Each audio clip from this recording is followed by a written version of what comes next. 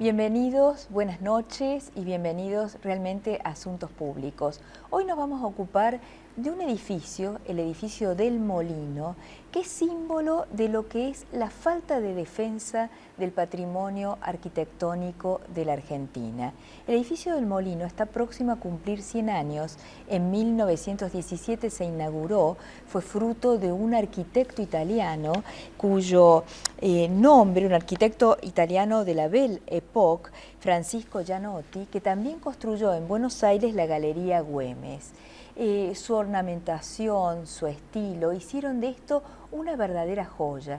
Sin embargo, desde el año 1997 está cerrado, abandonado, muchas veces ocupado, y está prácticamente por su ubicación en las avenidas Callao y Rivadavia, en las narices de nuestros legisladores. Sin embargo, aún nadie pudo declararlo parte del patrimonio ni intentar seriamente volver a recuperarlo. Hubo un documental y esta noche vamos a ver un informe de este realizador cinematográfico, Daniel Espinosa García, que habla de la historia de este edificio, que en su época más reciente, por ejemplo, fue donde se reunían Chacho Álvarez y Fernando de la Rúa para dar origen después a lo que fue la Alianza, que gobernó la Argentina entre el año 1999 y 2001. ¿Vemos el informe?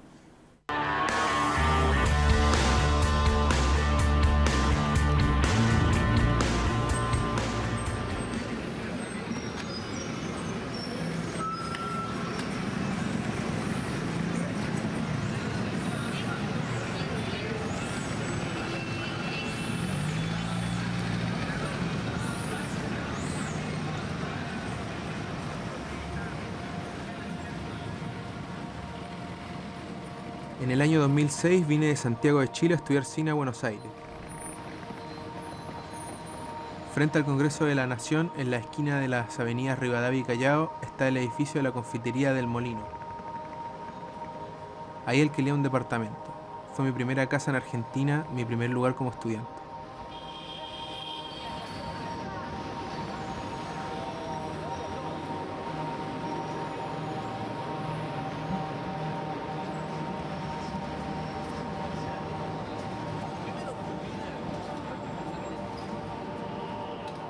Cada vez que mencionaba el lugar donde vivía, nadie me creía, ya que todos daban por abandonado y clausurado el edificio donde estaba mi departamento.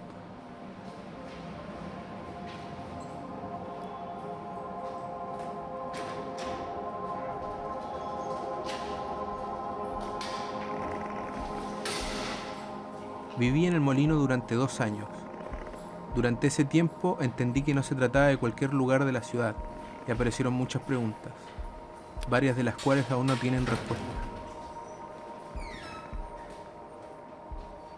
Yo llegué al Molino gracias a un amigo que había logrado alquilar un departamento ahí.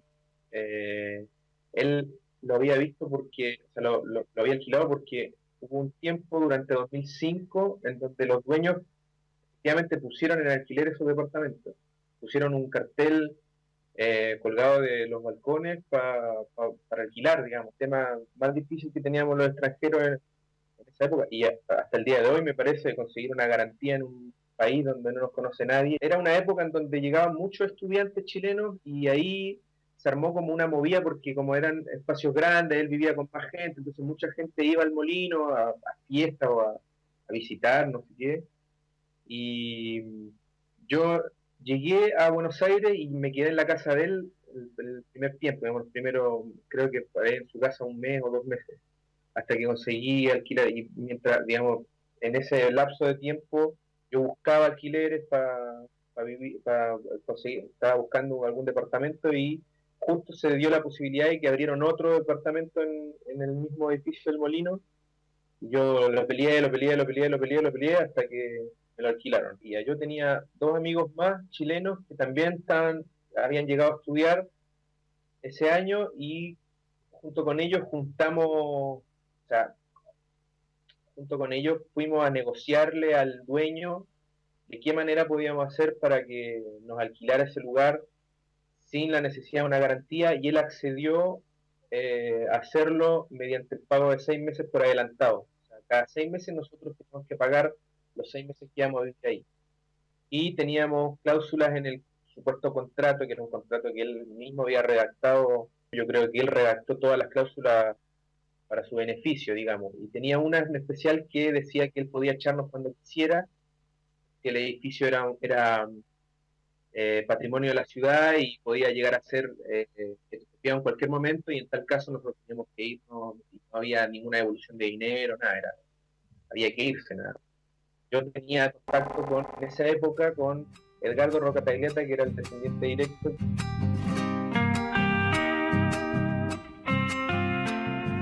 ¿Cuántos ambientes había en el departamento? Habían 8 ambientes. Era como una casa de campo antigua, pero era un departamento. Tenía unos techos que medían de alto por lo menos unos 6, 7 metros. Y vivíamos, digamos, tenía agua, tenía luz, tenía ascensores que nos llevaban hasta, vivíamos en el 4.º piso, tenía 5 pisos el edificio. Y en un principio nosotros llegamos y hubo un compromiso de que el edificio iba a ir poniendo en forma con el tiempo, que iban a ir arreglando quizás, porque los pasillos cuando uno entraba eran oscuros, no teníamos portero eléctrico.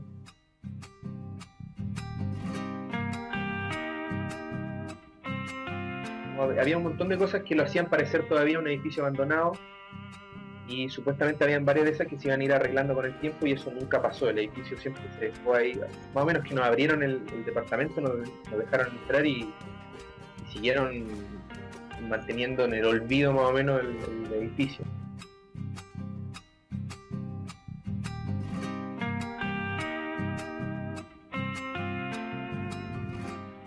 Entonces después todo el mundo que está por debajo de esa realidad de la garantía es un asco, ¿cachai? Donde están el alquiler temporario, ¿cachai? Puta, la weá de ofrecer plata por adelantado, la weá de esta weá del molino, ¿cachai? O así otras, o las pensiones, como todo un mundo así como ya, en donde los tratos no son, ¿cómo se podría decir? No son muy del todo justos, no son muy amenos. Firmamos el contrato el Pato, el Rena, la Nelsi y yo. Ya había un trato, se pagaba cada 6 meses, 6 meses por adelantado. Hacíamos un contrato de 1.500 pesos a 2 años. Pero a los 4 meses ella me dijo que me iba a subir el alquiler a 3.500 pesos. Claro. Estábamos al mes número 4 que habíamos hecho el trato, o sea que en 2 meses más yo tenía que tener 3.500 pesos por 6. Entonces me puse a averiguar qué hacer y en realidad me di cuenta que ella estaba en la obligación de respetarme el contrato, básicamente. Y que yo podía hacer algo para amarrar a eso y también para poder salir de una dinámica que tiene esta mujer para alquilar, que es intrínsecamente perversa para mí, que es que nosotros tengamos que pagar 6 meses de adelantado. Eso era una cláusula que habían inventado los dueños, digamos, porque esas cláusulas no, en los contratos de alquileres normales no existen, no se pueden hacer esas cláusulas. No es legal, digamos, cobrar cada 6 meses. Eso era una cláusula que ellos habían inventado y que querían ponerla en el contrato, pero ellos se quedaban con esa cláusula sola. Era una cláusula que estaba anexada en una hoja aparte. Y ellos se quedaron con esa hoja y no dieron una copia a los chicos. Era una hoja anexada a ese contrato. Nosotros lo firmamos porque ella nos iba a dar una copia. Después yo se la pedí la copia, se la pedí, hasta que, bueno, ella dijo que no, que su abogado le dijo que no nos iba a dar una copia de eso. Su abogado le decía que no me daba nada. Y yo le dije que mi abogado decía que yo no le pagaba un carajo cada 6 meses. Hay que entender que nosotros éramos todos pibes jóvenes que no entendíamos nada, la verdad. O sea, llegamos a otra ciudad a estudiar y queríamos vivir en un lugar y justo caímos en el Molino, que tenía un montón de cosas raras, y cualquier persona, o sea, no necesita tener un estudio de leyes para saber que los contratos se firma una copia para cada uno y los dos tienen que ser iguales, ¿no? Íbamos con la plata del mes a pagarle. Fuimos 2 días y no estaba, ella no me iba a querer recibir esa plata. Le envié la plata por giro postal. Cuando ella le llegó se indignó que cómo era posible que le mandáramos la plata por giro postal, obvio, porque se estaba escrachando de que ella estaba alquilando ese lugar, porque tú le tenés que poner por concepto por concepto de alquiler de Rivadavia 1815, claro. Cuarto B, ¿cachai? Entonces cuando hice esa jugada, ahí yo a la loca me la cagué, pero seco, ¿cachai? Me odió. Y así empezamos, con el problema legal.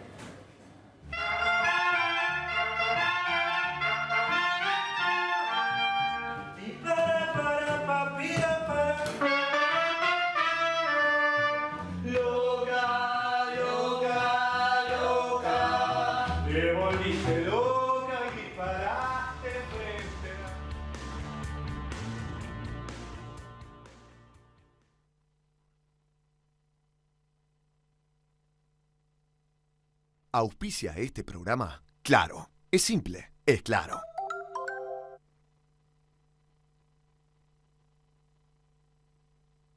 Con Itaú Negocios y Comercios, podés ocuparte de lo que realmente te importa. Tu negocio. Porque te damos soluciones prácticas y seguras que simplifican tu gestión, permitiéndote operar online para que ganes tiempo y clientes. Itaú. Hecho para tu negocio. Hecho para vos.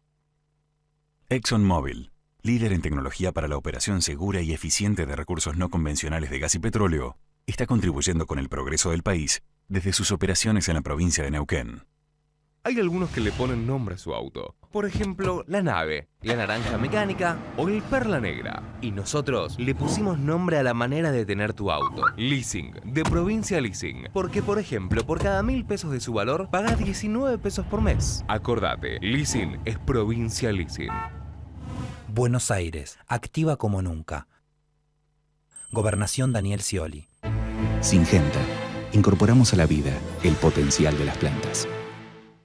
A partir de hoy, tenés un motivo más para elegir Fiat. Ahora, con la compra de un Fiat, estás aportando a las organizaciones Techo y Ruta 40 porque creemos que ayudar es importante. Un Fiat, una ayuda. Los accidentes de trabajo disminuyeron con el esfuerzo de todos. El trabajador, respetando las normas de seguridad y utilizando los elementos de protección. El empleador, implementando políticas de seguridad e higiene. Las ART asesorando. Y el Estado, regulando y fiscalizando.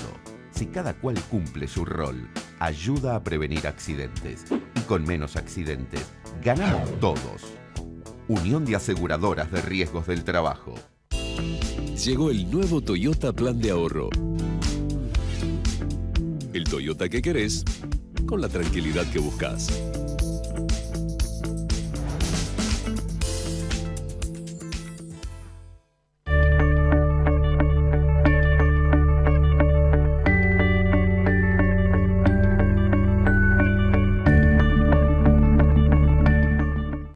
Shell, 100 años en el país, contribuyendo a construir su futuro.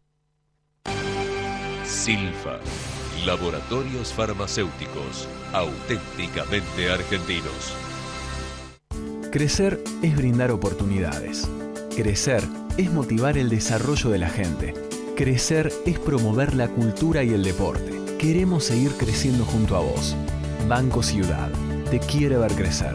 0822 20400. bancociudad.com.ar.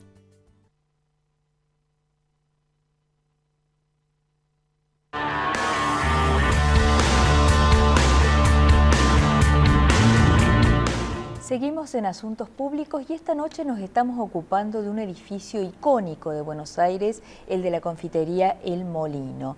Esta confitería en realidad fue iniciativa de un famoso pastelero italiano que se llamaba Cayetano Brena. Cayetano Brena contrató a un arquitecto y en 1917 estuvo el edificio terminado, va a cumplir prácticamente un siglo. Sin embargo, el edificio, como acabamos de ver a raíz del documental que se realizó, que se llama Las Astas del Molino, es un edificio que está abandonado, ocupado, algunos hacen negocios a través de rentar o de alquilar prácticamente ilegalmente los departamentos o los espacios que tiene en su interior. Pero El Molino es un edificio que hace a la historia de la Argentina. En el año 1930, con el golpe de Uriburu, lo quemaron. Después fue prácticamente sede de las reuniones más importantes porque está prácticamente en la esquina del Congreso de la Nación. Ya dijimos que que allí se formó la alianza entre De la Rúa y Chacho Álvarez, pero también hubo múltiples reuniones y uno de sus habitués no solo era Marcelo Torcuato de Alvear, Lisandro de la Torre, el presidente Alfonsín, es decir, por allí ha pasado la clase política argentina. Cerró definitivamente sus puertas en el año 1997. Todavía no ha sido declarado Patrimonio Nacional y aún nadie se ha puesto de acuerdo para ver cómo se lo puede restaurar a esa joya arquitectónica que, viéndola así, da la sensación de desidia en la conservación del patrimonio de la Argentina. Vemos ahora la segunda parte del informe.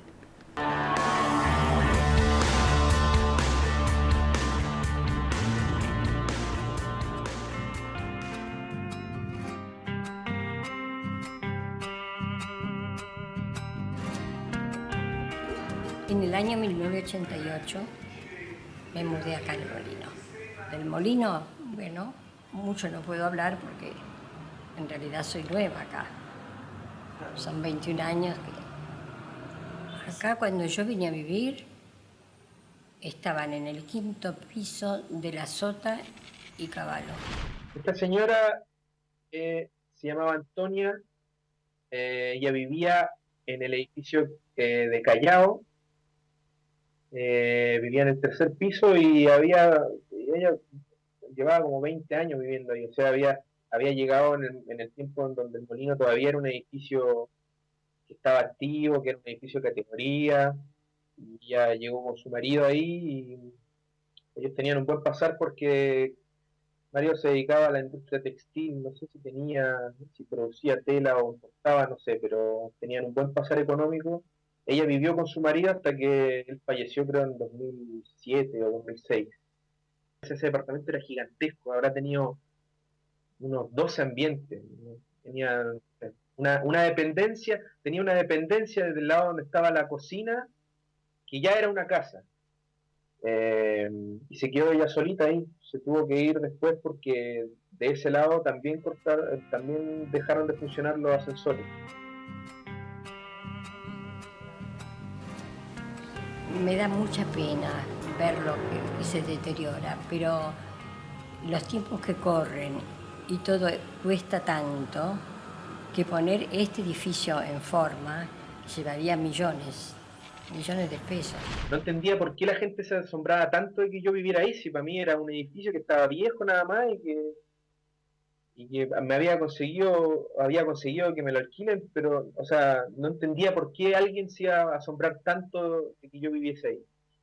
Con el tiempo la gente fue hablando de que esa era una confitería típica de Buenos Aires y que se cerró, nadie sabe por qué se cerró, pero estaba buenísima, que adentro parecía un edificio de París. Entonces fue con poco, gracias, porque también hay que pensar que yo venía recién llegando, entonces mucha gente en Buenos Aires no conocía, en Capital.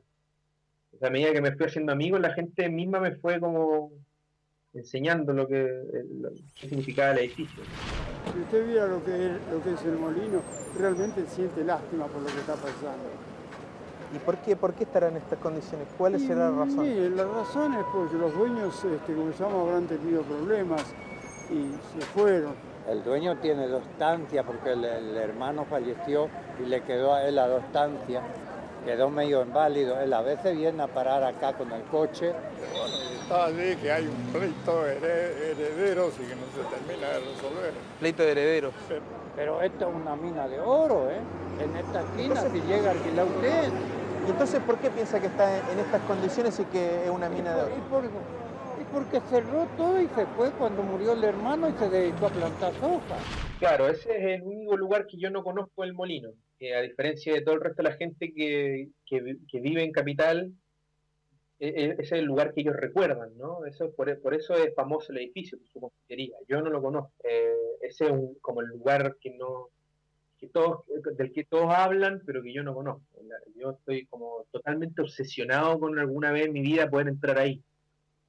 Y descubrimos un pequeño ducto de ventilación en la parte donde estaban los ascensores, en donde pudimos meter una camarita y hacer esa pequeña filmación y tomar una foto, y eso es todo lo que yo conozco de la confitería. Y yo la verdad deseo profundamente algún día poder entrar y tomarme un café o verla cómo está en las condiciones actuales. Ese es un lugar que a mí me obsesiona profundamente. La idea del documental aparece en realidad cuando yo en el 2007 me estaba yendo. Yo decidí mudarme, pero yo ya en esa época estaba totalmente obsesionado con el edificio. O sea, no solamente había entendido de qué se trataba, sino que para mí estar adentro de ese lugar era muy, muy, muy loco, porque tenía una atmósfera muy especial el edificio. Entonces yo yo alargué mucho el hecho de querer mudarme, pero no quería hacerlo porque me gustaba mucho el lugar, y cuando me fui decidí filmarlo porque quería guardar un recuerdo de la atmósfera interior del edificio. Yo quería guardar solamente un recuerdo en cámara de lo que yo había vivido ahí. Después, con el tiempo, yo siempre igual seguí volviendo al Molino por hacer amigos, o estuve siempre con el tema y fui testigo de muchos intentos de recuperación del edificio. O sea, muchos proyectos de distintos políticos pasaron y nunca tuvieron éxito, pero yo siempre estuve atento. Entonces cada cosa que salía en la prensa del Molino me interesaba. Entonces con el tiempo fui como tomando conciencia que quizá era bueno hacer algún trabajo con lo que yo había visto. Lo que nosotros hacemos lo hacemos de corazón y lo hacemos para tratar de que el Molino vuelva a ser para todos, ¿no?